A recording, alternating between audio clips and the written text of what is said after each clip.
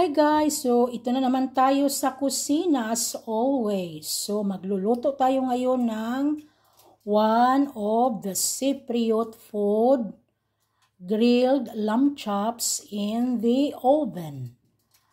So yan sa container guys, meron tayong sliced lamb chops, sliced potato, sliced tomato at saka sliced onion.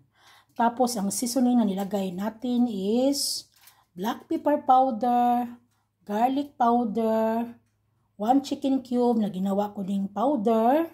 As always guys, lagi talaga akong naglalagay ng chicken cube kahit anong meat. Kasi more tasty siya guys ang lasa. Tapos, nilagyan ko din yan ng kunting olive oil. Kasi yung lamb chops is, na siya yung fat niya. Kaya kunti lang. Para hindi siya didakit sa container na lagyan natin. So yan guys, na-mix ko na siya. So takpan natin yan ng foil paper. At i-grilled natin for 1 hour in 250 degrees. Pero again, you have to check guys.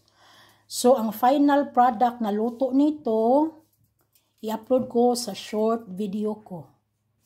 So see you guys. Bye.